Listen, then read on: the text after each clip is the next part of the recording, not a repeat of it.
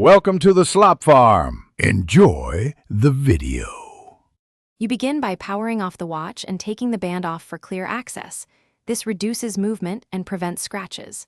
Next, position the watch face up on a lint-free cloth under bright light so you can see edges and debris. Use dental floss or a soft card to gently lift one corner of the protector, slow and steady. You want to separate adhesive without bending the protector. This prevents glass chips and preserves the bezel. Once the corner lifts, keep a low angle and control the peel. Once the old protector is off, clean the display with 70% plus isopropyl and a microfiber cloth to remove oils and residue. This ensures adhesion.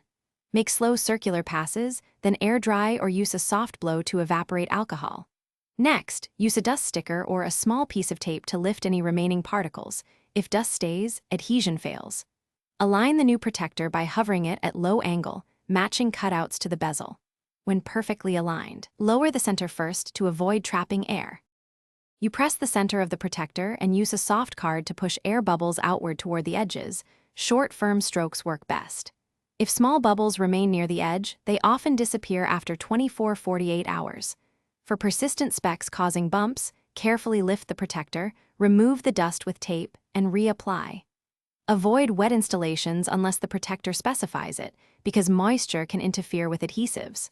Finally, wipe the surface, reattach the band, and test touch and sensors to confirm. Thanks for watching. Consider subscribing if we helped you today.